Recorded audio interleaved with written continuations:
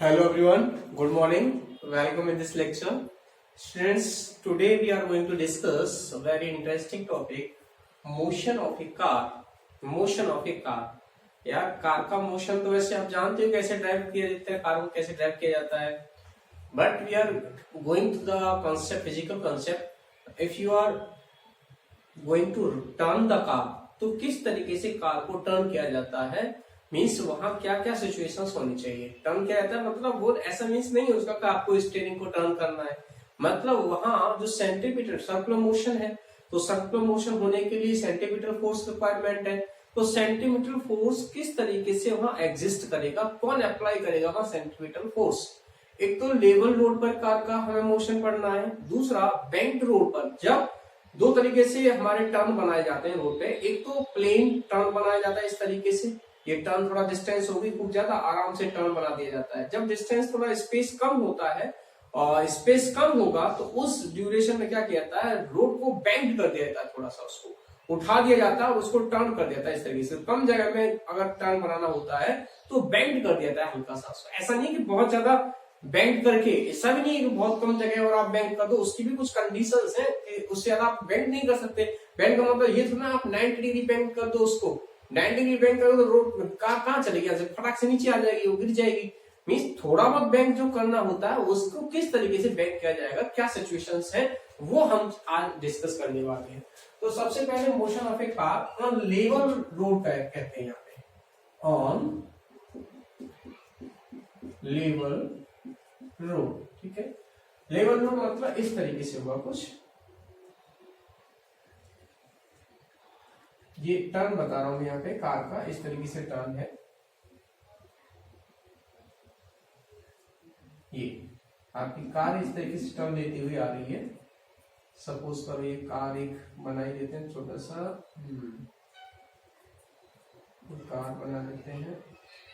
ये कार है, सपोज मान लो यार कार है, ठीक है. कार इस तरीके से चल रही है टर्न लेते हुए. तो यहाँ इसकी रेडियस, ये रेडियस किसकी, सर्कुलर पाथ जो है इसकी रेडियस मान लो यहाँ पे r है. तो पहले इसकी थोड़ी सी थ्योरी लिख लेते हैं. as shown in the figure,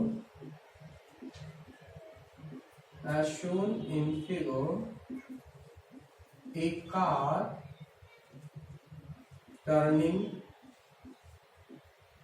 a car is car turning on a level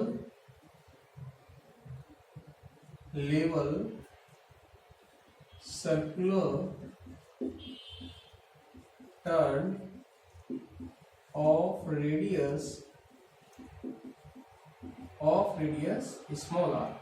As shown in figure, a car turning on a level circular turn of radius small r. Mass of car is small m. Total mass है उसमें, driver का total seat belt सब कुछ, total mass इसमें consume है m. ठीक है. तो अब यहाँ जो सेंटीमीटर फोर्स लगेगा वो सेंटीमीटर फोर्स प्रोवाइड करता है फ्रिक्शन. कौन प्रोवाइड करता है, फ्रिक्शन को, जो टायर और रोड के कॉन्टेक्ट सरफेस के बीच में लगता है यहाँ पे. इन दिस सिचुएशन क्या लिखेंगे, in this case for turning the car,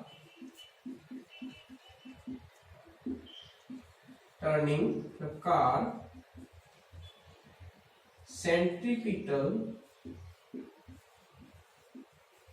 force, in this case for the turning the car, centripetal force required is obtained from the frictional force between the contact surfaces of, surface मतलब मैंने चार tyre है, सबके लिए बोल रही हूँ. contact surfaces of tire and road, tire and road. ठीक है. या ऐसे कह सकते हो बिटवीन द कॉन्टैक्ट सर्फेसेस, ठीक है। तो यहां से सेंटीमीटर फोर्स ये जो है वो कितना है mv²r, और कौन किससे मिलेगा, फ्रिक्शनल फोर्स से। तो फ्रिक्शनल फोर्स मैंने लिख दिया F से। अब ये बताओ कि फ्रिक्शनल फोर्स की वैल्यू कम रहनी चाहिए, यानी mv²/r ऐसे लिख दूं क्या। मीन्स क्या है कि ये सेंटीमीटर फोर्स ज्यादा है किससे, फ्रिक्शन से, तो ये तो केस बनेगा ही नहीं। क्यों नहीं बनेगा, कि फ्रिक्शन की वैल्यू कम है, फ्रिक्शन इतना सेंटीमीटर फोर्स दे ही नहीं पाएगा। तो क्या होना चाहिए, तो ये होना चाहिए कि फ्रिक्शनल फोर्स बड़ा होना चाहिए या बराबर हो। फ्रिक्शन की वैल्यू जो घर्षण बल है उसका मान अभिकेंद्री बल के बराबर हो या उससे बड़ा हो, तब तक हमारी जो कार है वो आराम से मुड़ जाएगी। अन्यथा यदि ये घर्षण बल कम हो गया तो वो फिसल जाएगी, वहां से कार मुड़ नहीं पाएगी, फिर क्या होगी, कार फिसल जाएगी। तो ये सिचुएशन है यहाँ। और आप जानते हो, हम जानते हैं घर्षण बल, ओ सॉरी, ओके। तो यहां जो फ्रिक्शनल फोर्स है, ये जो फ्रिक्शनल फोर्स है ये ऑब्टेन हो रहा है किससे, between the contact surfaces, road के और टायर का जो कॉन्टैक्ट सरफेस है उनकी वजह से हमें मिल रहा है। सॉरी थोड़ा मैं हिंदी में बोल गया, अभी मेरे को ध्यान नहीं रहा, ओके कोई दिक्कत नहीं है, फ्रिक्शन को घर्षण बोल देते हैं बस। तो ये जो फ्रिक्शनल फोर्स है इसकी वैल्यू क्या होगी, as we know frictional force F equal to mu R and R equal to mg। So F equal to क्या हो गया, mu mg। Now place this value in here in this equation. On placing the value of F in equation first, इस first equation value रख दो यहाँ पे। तो क्या हो गया, यहां से देखो mu M G greater than less than greater than equal to हो गया mv²/r, m से m तो कट गया, तो v²/r less than equal to आ गया म्यू जी। तो अधिकतम कितनी हो सकती है, इक्वल हो सकती है, लेस को हटा दो तो इक्वल मैक्सिमम हो गया। तो v² मैक्स की वैल्यू क्या हो गई, equal to r mu R G, और v की वैल्यू क्या हो जाएगी, v इक्वल हो जाएगा √ऑफ म्यू आर जी। ये वैल्यू निकल के आई यहां से। प्लेन रोड के लिए कंसेप्ट है, दोबारा समझो। आप डायग्राम बुक से देख लेना, मैंने डायग्राम थोड़ा सही से प्लॉट नहीं हुआ। As shown in the figure, a car turning on a level circular turn of radius r, mass of the car is small m। यहाँ पे टोटल मास है, ये ड्राइवर का भी, सीट बेल्ट का, सब कुछ जो है इसका पूरा मास कंसीडर किया कितना m। तो यह जो सेंट्रीपिटल फोर्स रिक्वायर्ड होगा इस केस में वो ऑब्टेन हुआ किससे, फ्रिक्शनल फोर्स से। किससे, फ्रिक्शनल फोर्स से।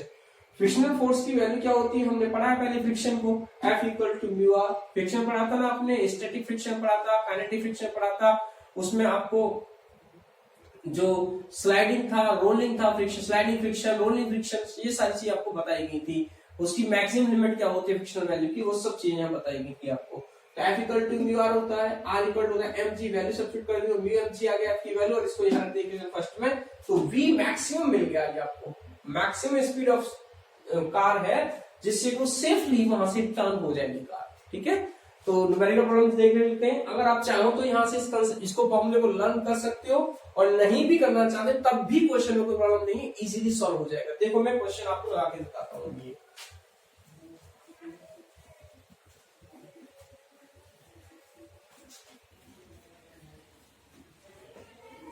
लिखा रहने देते हैं इसको, है ना, कोई दिक्कत नहीं है। और मैं आपको ऐसे क्वेश्चन ऐसे ही बिना फॉर्मूला याद किए बताता हूँ कैसे।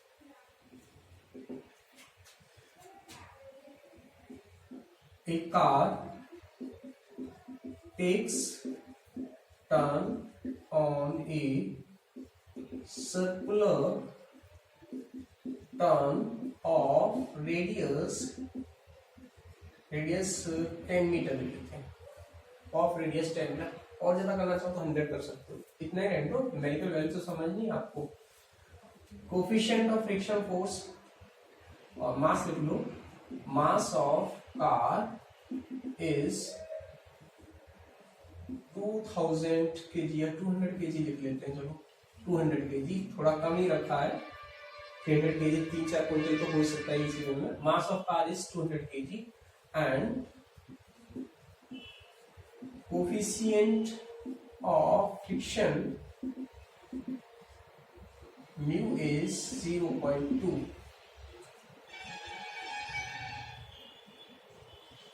नेक्स्ट अब क्वेश्चन क्या कह रहा है, इसने ये value they the, find out the maximum speed by which the car can safely turn.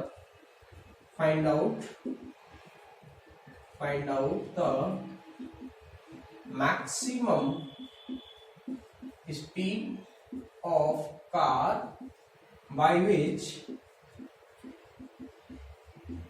car can safely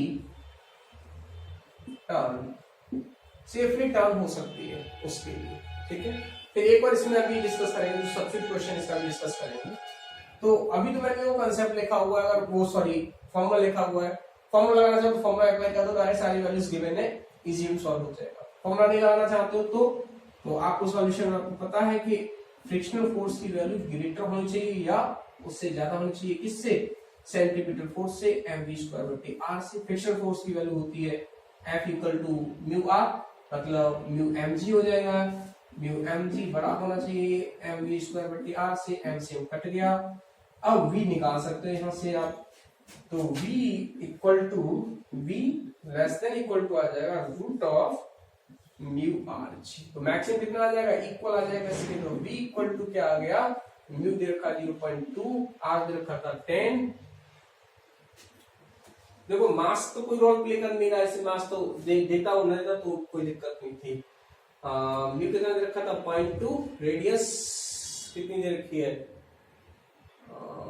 10 metre, radius 10 metre, तो 10 हो गया, और जी भी 10 रख लो, 10 से 100 का 0.2 से करोगे तो 20 हो जाएगा रूट में, तो √20 मीटर/सेकंड की चांस से फिर टैप कर सकता है, ठीक है। अब इसमें ही ऐसे कह देता, दूसरा क्वेश्चन बना लेता, ये सब देने के बाद टर्न होती है, coefficient friction is this, if, यहां से देना दूसरा क्वेश्चन बनाना हो, if car turns by the speed of 5 meter/second, then find out car can safely turn or not। Car safely turn हो सकती है नहीं, if car turns by the speed of 5 metre per second, then find out car can safely turn or not. Car safely turn हो सकती है या नहीं हो सकती है। तो देखो मैक्सिमम स्पीड क्या आ रही है, ये आ जाएगी 4 पॉइंट समथिंग आएगी, 5 से लेस आएगी, ठीक है। तो 5 से लेस आएगी तो इस स्पीड से जाएगी, वो 5 से पास हो ही नहीं सकती, क्योंकि जो मैक्सिमम लिमिट है इसकी 4 पॉइंट समथिंग आएगी, और ये दे रहा है स्पीड कितनी 5। सो यहाँ पे लिखेंगे maximum speed of the car, यहां लिख देंगे the speed of car is greater than the maximum permissible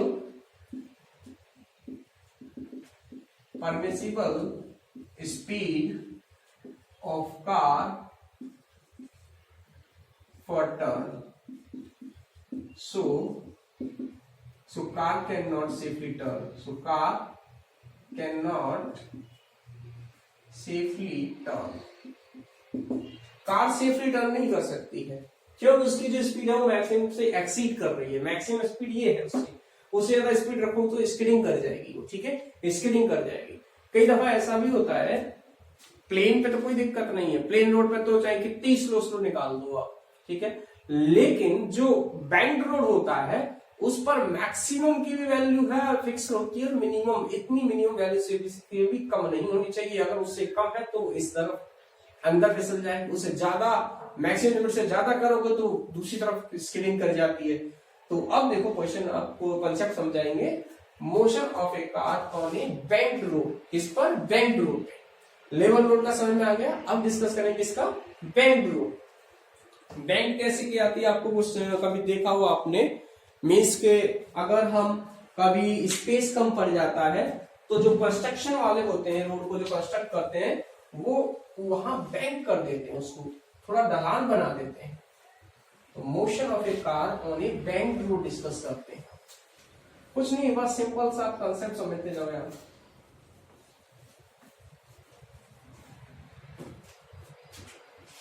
motion of a car on a banked road, bank road. अब बैंक रोड पे मीन्स इस तरीके से रोड को बैंक किया हुआ है from the horizontal at an angle theta. Road bank कर, ये रोड है, ये कोई स्लोप नहीं है तो स्लोप ही, लेकिन ये थ्रू आउट ऐसे है, टर्न ऐसे, ये यहां से ना ऐसे टर्न होता हुआ जाएगा। ये यहां टर्न लेना है तो अंदर जो इस तरीके से, तो इस तरीके से आउटर साइड जो होती है उसको टर्न कर बैंक कर देना, एंगल उठा दिया जाता है। तो बैंकिंग एंगल ऑफ बैंकिंग है यहाँ पे थीटा। कोई कार यहाँ पे हो तो मैं एक ब्लॉक से ही कार को दिखा दूं क्या? चलो बना देते हैं थोड़ा सा, कुछ तो होगी, आपको समझ में आएगा ही।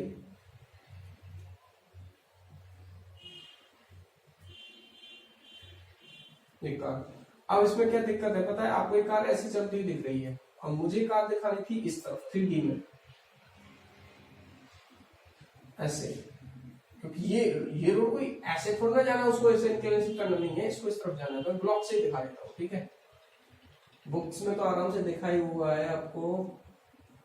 चलो कोशिश कर लेते हैं, अगर यह बन जाए तो कुछ कहानी।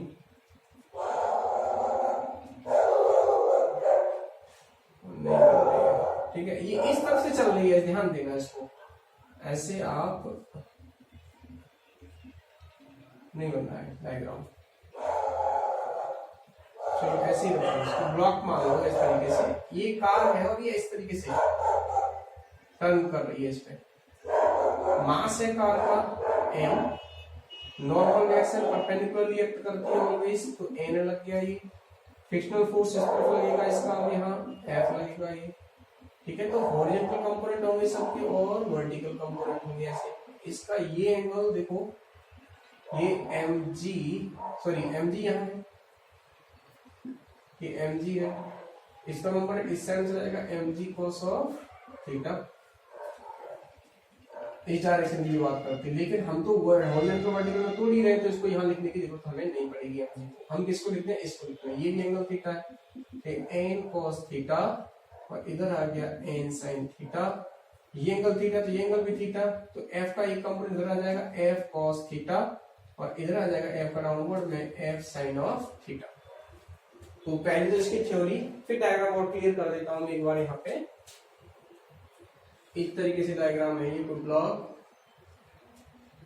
इसका मास देखो ऐसे वेट के फॉर्म में mg डाउनवर्ड। ये नॉर्मल रिएक्शन ये इस तरीके से लगेगी, एंड इसका एक कंपोनेंट इधर चला जाएगा वर्टिकली और एक हॉरिजॉन्टली के लिए चला जाएगा। ये एंगल थीटा है, तो ये हो गया n cos थीटा, और इधर आ गया n sin theta.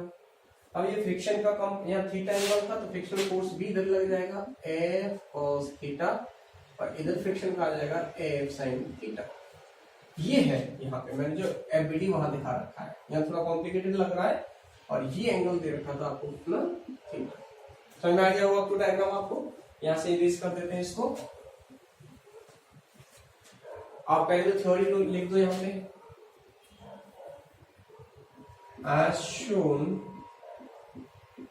in figure, road is bent by an angle theta. Road bend किया गया किससे? बाय एंगल थीटा से। A car of mass m is turning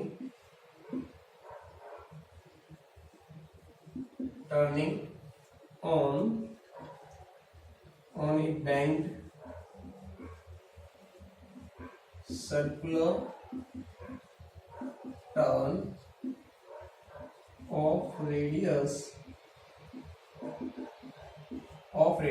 small r required centimetre force, या फिर मत लिखो और यहीं से क्लियर करते चलेंगे। जो कंसेप्चुअल थ्योरी है वो यहाँ से देखो, वर्टिकल फोर्सेस को रख लेंगे एक बार इक्विवेलेंट और ये लिख लेंगे, ठीक है। In this situation, in this condition, centripetal force required in this situation, centripetal force required to turn the car is obtained by the f cos theta plus n sin theta। इससे यहां से कर लेते हैं सॉल्व इसको। चलो यहाँ पे hence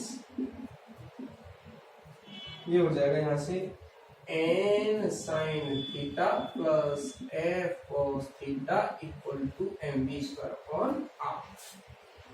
v is the maximum speed of the car, v maximum speed of car by which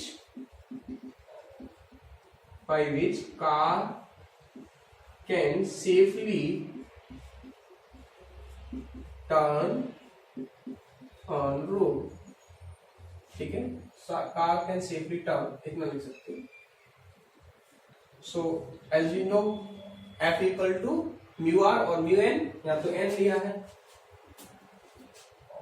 F equal to mu N, hence n sin theta plus mu N cos theta equal to mv square over r।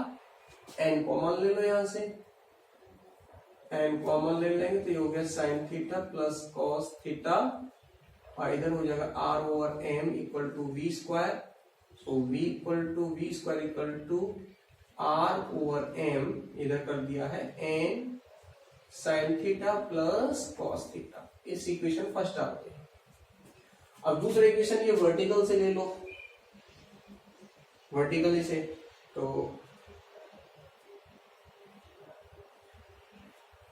For equilibrium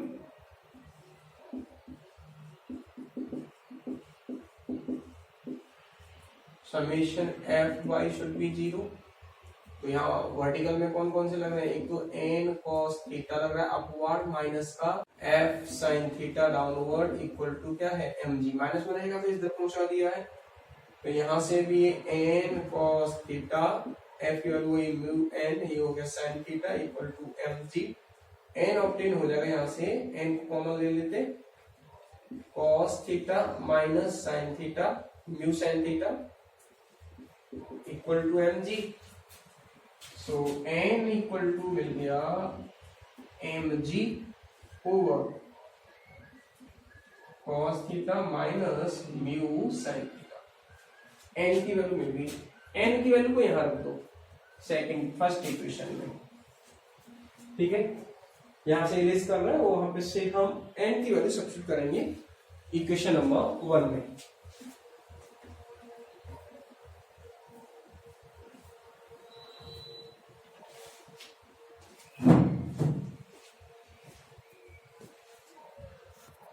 देखो place करते हैं, n की value place करते हैं यहाँ, तो वहां से देखो क्या मिल रहा है, v square equal to r over m into n, n की वैल्यू कितना है mg over cos theta minus mu sine theta into जो टर्म बची हुई वो नोट कर दो वहां से, sine theta plus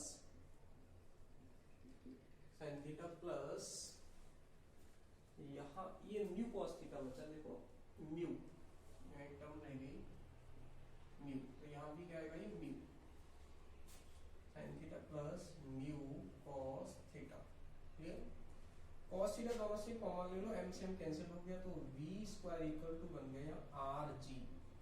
cos theta ऊपर से कॉमन लिया तो ये sin theta over cos theta बनेगा ऊपर, प्लस यहाँ क्या रहेगा म्यू, अपॉन में क्या रह गया cos थीटा, वहां से कॉमन ले लो तो ये 1 minus mu sin theta upon cos theta. ठीक है, cos का कैंसिल हो गई तो v स्क्वायर इक्वल टू क्या मिल गया R G.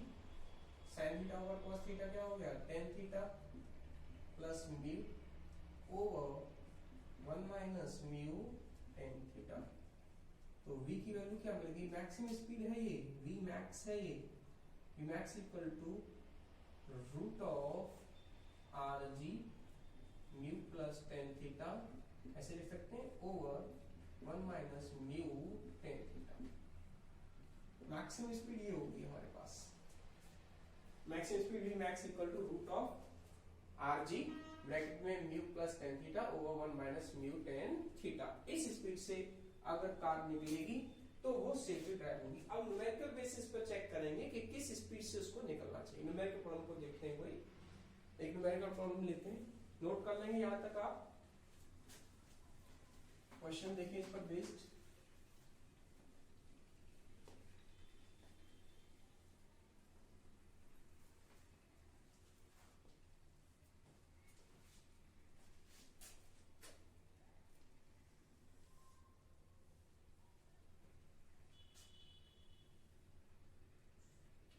Suppose a car turns on the circular turn of radius 300 meter and a coefficient of friction at 0.2, g equal to 10 ले लो, 10 metre पर second square.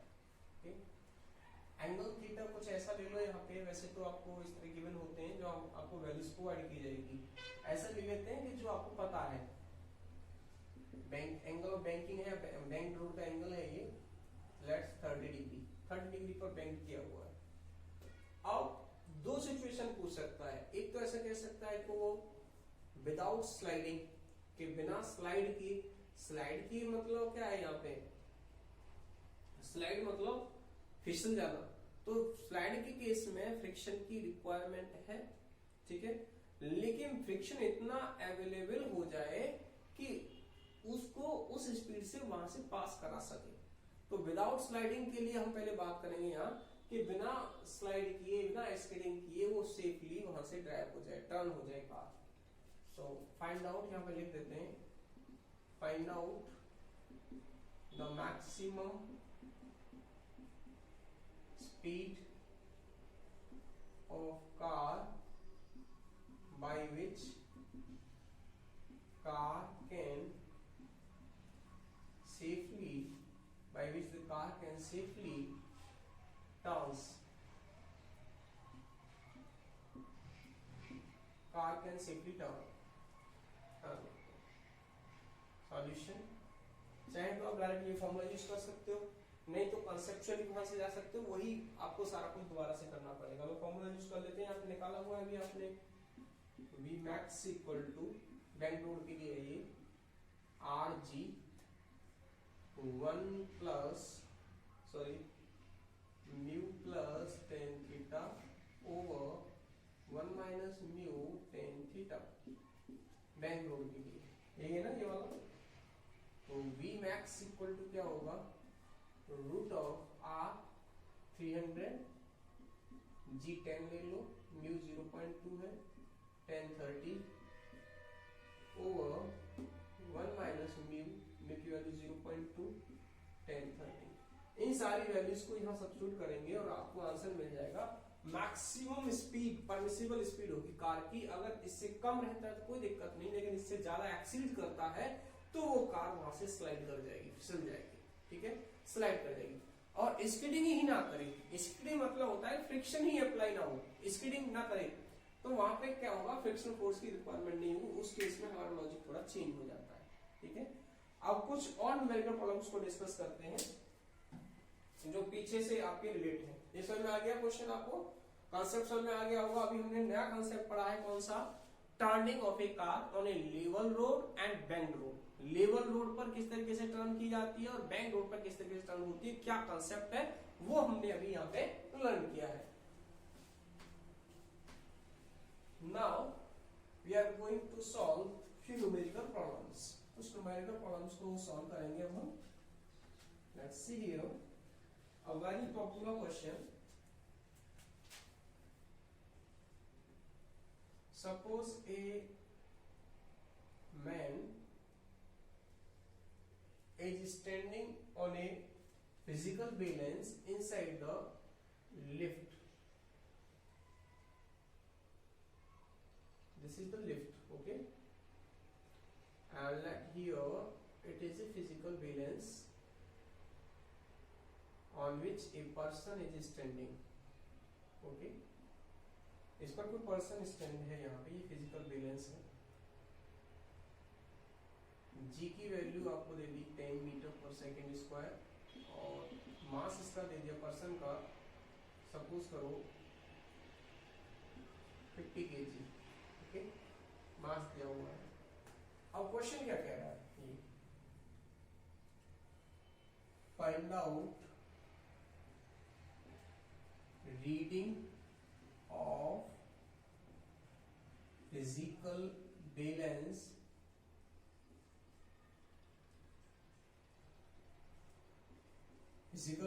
find out the reading of physical balance if the lift is अब lift के 4-5 cases बताए गए हैं। Lift is moving upward with constant speed 10 metre पर second, ठीक है। Second case, lift is moving upward with an acceleration 5 meter per second square. Third, lift is moving downward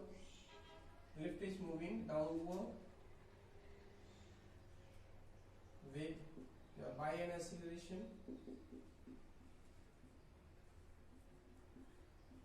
5 meter per second square. Next, if lift is freely falling,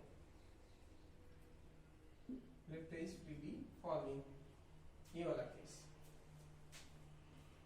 तो अब देखो यहां से first case के लिए, अब लिफ्ट क्या कर रही है, अपवार्ड मूव कर रही है। तो अब मैं इसका पहले एफबीडी प्लॉट कर रहा हूं, देखो पूरा ये लिफ्ट पर्सन वगैरह सब कुछ है इसके अंदर। तो इसका वेट तो डाउनवर्ड है mg। ये जो फिजिकल बैलेंस है वो नॉर्मल रिएक्शन जो हो रही है उसको रीड करती है। किसको रीड करती है, नॉर्मल रिएक्शन को। अभी ये मैक्स स्पीड कांस्टेंट से जा रही है, स्पीड क्या है, कांस्टेंट है। तो ये हमारा एसिलेशन होगा तो एसिलेशन लिख देते हैं यहाँ पर, लेकिन एसिलेशन क्या है, जी होगा, तो यहाँ लिखेंगे v कांस्टेंट। अब जा तो ऊपर रही है, इसके लिए इक्वेशन लिखिए आप। इक्वेशन क्या लिखोगे, इक्वेशन होगी यहां से F equal to M A, और वर्टिकल के लिए F कितना है, R अपवार्ड है, m जी नीचे है, m a कितना है, 0, क्योंकि स्पीड क्या है, कांस्टेंट है। तो R minus M G equal to, ये तो 0 हो गया, a 0 इसलिए, तो R इक्वल टू क्या आ गया, एम जी। इट मींस इस समय जो सिचुएशन है वो मास कितना दे रखा था 50 और g है 10, तो फिजिकल बैलेंस रीड करेगी 500 न्यूटन वेट को, इतना रीड करेगी, ठीक है। अब फर्स्ट केस हो गया। सेकंड केस देखो, lift is moving upward with an acceleration 5 metre per second square. अब एक्सीलरेशन दे रखा है कितना, 5 मीटर पर सेकंड स्क्वायर। तो सेम सिचुएशन है, अपवर्ड ही मूव कर रही है, r minus M G equal to M A, r equal to यहां से हो गया M G plus M A, m common ले लेंगे, जी प्लस ए हो गया, तो एम जी कितना है 10 और ए कितना है एक्सीलरेशन, किस एक्सीलरेशन जा रही है 5 से 15, ये कितना था 50 और ये हो गया 15, 750 न्यूटन इतना रीड करेगी अब इस समय इस सिचुएशन में when the lift is moving with an acceleration 5 meter per second square in the upward direction। Third वाला केस क्या कह रहा है, वो डाउनवर्ड मूव कर रही है, कैसे डाउनवर्ड, और एक बार फ्रीली फॉल हो रही है, तो अब डाउनवर्ड के लिए क्या सिचुएशन बनेगी, वहां मोशन जो हो रहा होगा वो डाउनवर्ड हो रहा होगा, बस मोशन कैसे हो रहा होगा डाउनवर्ड, तो कौन सा फोर्स ज्यादा होगा, डाउनवर्ड वाला फोर्स ज्यादा होगा नॉर्मल रिएक्शन से। इक्वेशन थर्ड के लिए क्या होगी, थर्ड के लिए होगी mg minus r double dash equal to ma, तो mg यहां से r डैश उधर ले जाओ, mg minus ma equal to r double dash, तो r डबल डैश क्या आ गया, m कॉमन ले लो, g माइनस a आ गया, तो r डबल डैश क्या हो गया, m तो 50 है, g 10 है और ये कितना है 5 है, तो r double dash equal to 50 और ये 5 रह गया, 5 5 25, that is r double dash is 250 Newton only। So it is the reason that when you are moving in the किस डायरेक्शन में है ये downward direction, when you are going downward direction then you feel that your weight is some weight is get decreased, आपका जो wait है कुछ decrease हो गया, कम हो गया है। कभी आप जंप करो नीचे तो आपको ऐसा एनालिसिस होगा कि आपका अंदर कुछ नहीं है, वो क्या रीजन है कि देखो ये था अपवर्ड के लिए कितना आना है वेट 750, डाउनवर्ड के लिए कितना आना है 250, और फ्रीली ये जो था ये कांस्टेंट के लिए तो 500 रह गया ये, तो इन सब में वेट किसमें कम आया आपका, जब डाउनवर्ड एक्सीलरेशन हो रहा हो, डाउनवर्ड मूव कर रहे हो तब। अब नेक्स्ट देखते हैं फ्रीली फॉल वाला case, freely fall fourth, freely falling, freely fall, freely fall का मीन्स क्या है, जो एक्सीलरेशन है a उसकी वैल्यू क्या है g के इक्वल है, फ्रीली फॉल हो रहा हो, ठीक है, तो a इक्वल टू g, तो वही इक्वेशन लगा देते हैं यहां से r1 माइनस, सॉरी नीचे जा रहा है डाउनवर्ड, तो mg minus r dash equal to ma, तो r डैश उधर ले जाओ, r डैश इक्वल टू क्या हो गया mg माइनस ma, और r dash equal to m तो कॉमन g माइनस a, और a इस समय क्या है आपका g के इक्वल है, तो g minus g 0 r1, sorry यहाँ डैश मत लिखो क्योंकि डैश पहले ऑलरेडी यूज कर चुके हैं हम, m इंटू ये 0, r1 की वैल्यू आ गई 0 मीटर, क्लियर।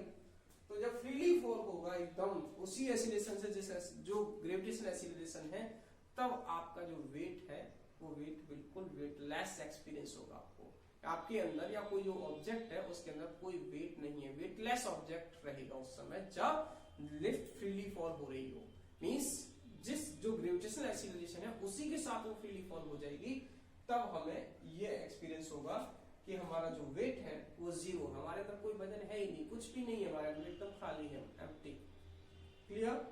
तो ये एक क्वेश्चन था जो मैंने आपको यहां से लर्न कराया, जो और क्वेश्चंस को डिस्कस करते हैं।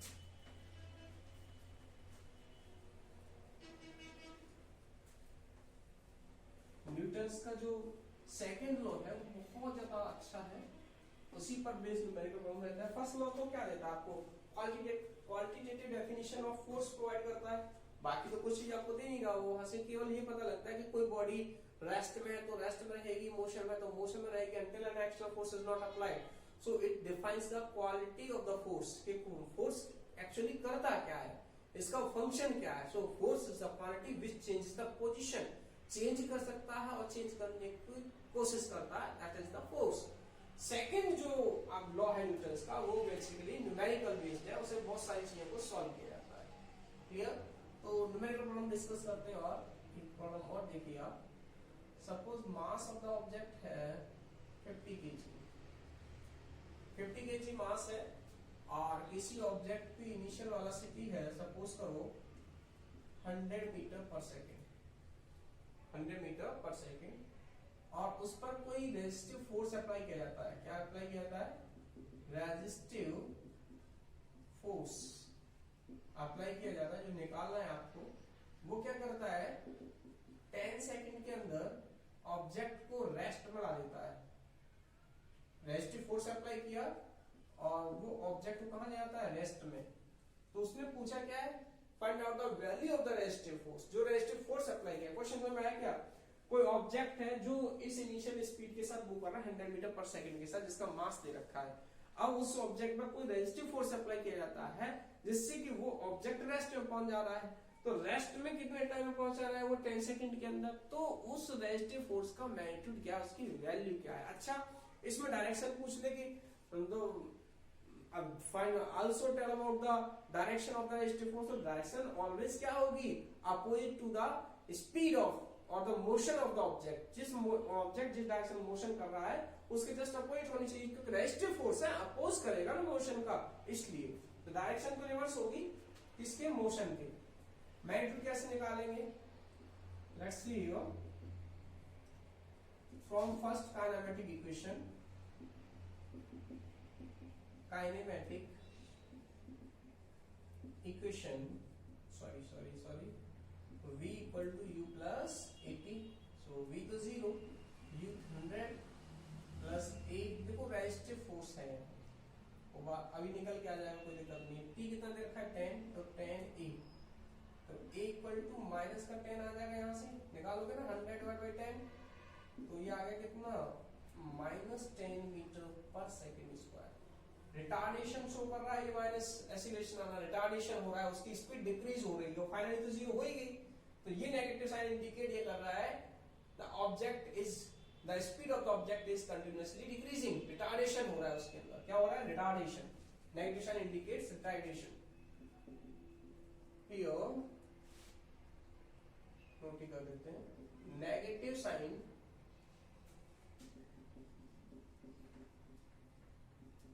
indicates, here negative sign indicates retardation,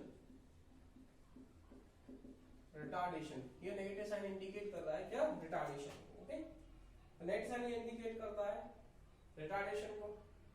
अब आगे इसको सॉल्व करते हैं।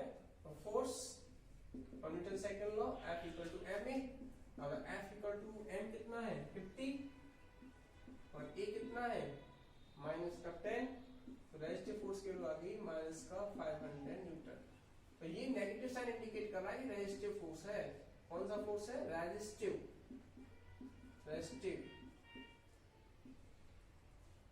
माइनस 500। ओके, तो ये रेजिस्टिव फोर्स बता रहा है माइनस का 500 को। क्लियर हो गया। तो अब हमने एक न्यूमेरिकल प्रॉब्लम ये किया, कुछ और न्यूमेरिकल प्रॉब्लम्स को देख लेते हैं। लेट्स सी हियर,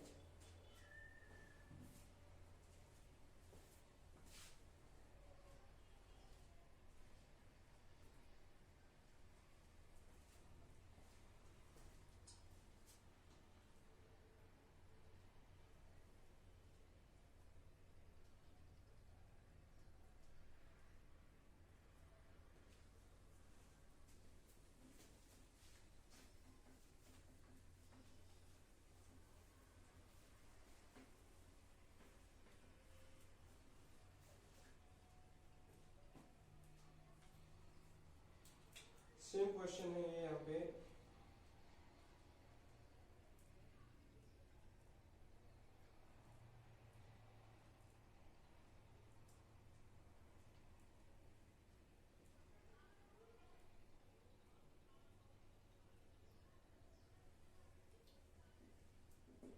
क्या कह रहा है क्वेश्चन, कह रहा है mass of the object is 20 kg and the initial velocity of the object, that is u, is 15 meter per second. Okay, and the force, resistive force applied on the object is F, resistive है यहाँ, resistive force applied on the object is 50 Newton. ठीक है, find out the time taken by the object to stop, मतलब कितना time में object rest में आ जाएगा, ये उसने पूछा है आपसे। तो सिंपली आप टाइम निकाल सकते हो, लेकिन फर्स्ट काइनेमेटिक इक्वेशन अगर हम अप्लाई करें from first kinematic equation v equal to u plus at। Final speed तो आपको पता है, लेकिन a नहीं पता, t भी निकालना है, दो वेरिएबल हो गए, तो a कैसे निकाल लेंगे हम यहाँ से। f इक्वल टू यहाँ ma होता है from Newton's second law of motion, f equal to ma। f की वैल्यू कितनी है 50, m कितना है 20 और a निकालना है, तो a कितना आ गया 5/2, दैट इज 2.5। आपको t चाहिए, तो v equal to u plus at, v0 u कितना दे रखा है 15, a 5/2, t ऑब्टेन कर लो, सॉरी टाइम नेगेटिव कौन आएगा, रिटार्डेशन है ये, तो ये नेगेटिव साइन ये एसिलेशन क्या है रिटार्डेशन फोर्स है, रेजिस्टिव फोर्स है, तो यहाँ नेगेटिव रहेगा, ए की value retarded negative sign use करना पड़ेगा आपको। तो t कितना आ गया वहां से, टाइम आ गया 5/2, t तो आ गया 15 और t आ गया 15 into 2 divided by 5, 5 3 या 15, 3 2 या 6, t equal to 6 second. 6 second में जो ऑब्जेक्ट है वो क्या हो जाएगा स्टॉप। आप पहले ये अप्लाई करना, ये वाला फॉर्मूला न्यूटन सेकंड लॉ, उससे आपको एक्सीलरेशन मिलेगा। तो यहाँ लिखना है आपको पहले रिटार्डेशन, ये एक्सीलरेशन जो है वो क्या है एक्चुअली रिटार्डेड एक्सीलरेशन है, उसमें स्पीड डिक्रीज हो रही है, तो इसलिए मैंने यहाँ नेगेटिव साइन यूज किया है। यहाँ भी आप यूज कर सकते हो नेगेटिव साइन, ठीक है, यहाँ पे लिख भी सकते हो रिटार्डेशन। क्लियर, तो टाइम मिल गया हमें, यही पूछा था उसने, टाइम में आ गया। दूसरा क्वेश्चन देखते हैं।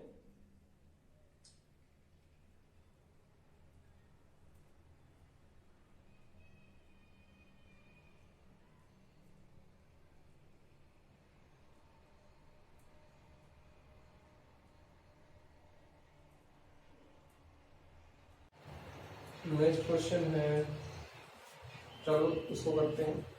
5 kg का कोई ऑब्जेक्ट है,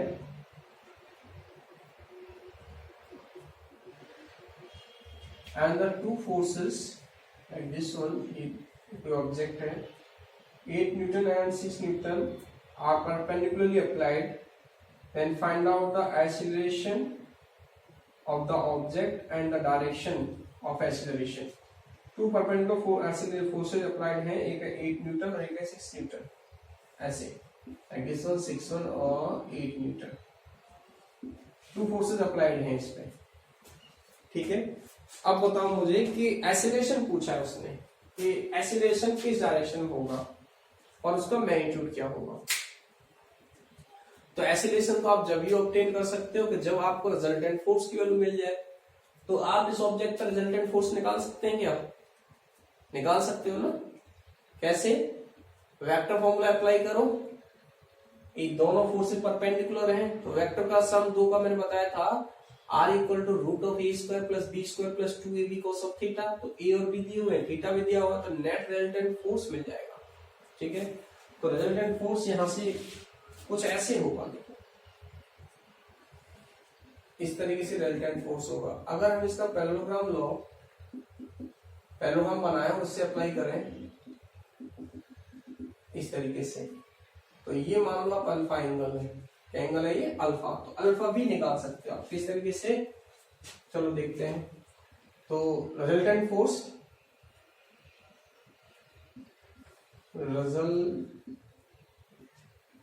resultant force acting on the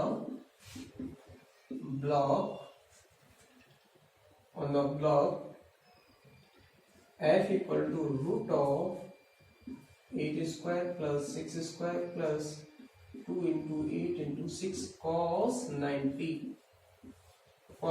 So F equal to 8 8 जा 64, 6 6 जा 36, ये cos 90 तो 0 हो जाएगा, ये 100 हो गया, तो F की वैल्यू कितनी आ गई 10 न्यूटन। तो फोर्स है आपका, मास है, ठीक है, M इक्वल टू कितना है 5 kg, इससे एक्सीलरेशन निकाल सकते हैं F equal to M A apply करके, तो एक्सीलरेशन तो मिल जाएगा, लेकिन उसकी डायरेक्शन कैसे ऑब्टेन करोगे आप, तो डायरेक्शन भी निकाल लोगे आप, कैसे निकालोगे ये तो कुछ भी पता नहीं आपको, वहीं से लिखेगा जो मैंने पैरेललोग्राम बनाया उसी से निकाल सकते हो। Hence we know F equal to ma, F value of the force is 10, m कितना है 5, a equal to 10 divided by 5, so a acceleration की value 2 meter per second square. This is the value of the acceleration. Clear? Now angle from figure tan alpha, tan theta क्या होता है perpendicular upon base, so perpendicular कौन है यहाँ, base तो ये है, परपेंडिकुलर ये हो गया भाई 8 डिवाइड बाई 6, 8 और 6 4/3, तो 4/3 कितना होगा, ये एंगल याद है क्या आपको 4/3, अब ये एंगल कितना होगा साइन 37 की, अगर साइन में देखोगे तो इनिशियल वैल्यूज कम होती हैं, तो ये साइन 37 है या 53 है, दो वैल्यूज हो सकती हैं, या तो ये साइन 37 हो सकता है, साइन 37 वाला ट्रायंगल से कर सकते हो, तो 37 की वैल्यू हो सकती है या तो ये, और या हो सकती है किसकी 53 की, तो किसकी वैल्यू है जरा थोड़ा सा ध्यान दें, साइन की वैल्यू इनिशियली जो होती है 45 डिग्री तक वो वैल्यूज कम होती है, बाकी बाद में बढ़ जाती हैं, तो ये वैल्यू तो ऑलरेडी अभी ज्यादा है, 37 करोगे तो 4/3, तो साइन यहाँ तो आएगा 5 आएगा, 3 4 5 इस तरीके से एंगल बनता है, साइन की वैल्यू क्या होती है परपेंडिकुलर पर हाइपोटेन्यूज 4/5, तो ये सेट नहीं हो सकता, क्यों नहीं सेट हो सकता, क्योंकि यहाँ बेस cos 37 की वैल्यू कम रह जाएगी 3/5, तो ये रॉन्ग है, तो एंगल थी अल्फा यहाँ कितना हो गया 53 डिग्री, ये वैल्यूज किसकी हैं 53 की, अब ये सही है, क्यों सही है, क्योंकि अगर 53 पे देखोगे तो बाद में जो वैल्यूज है 45 के बाद वो cos की कम होती है और sin की वैल्यू क्या होती है इंक्रीज हो जाती है, तो एंगल कितना आ गया यहाँ से 53 डिग्री, क्लियर हुआ, तो इस तरीके से ये एंगल यहाँ से हमने ऑब्टेन कर दिया। कुछ और न्यूमेरिकल प्रॉब्लम्स को देखते हैं।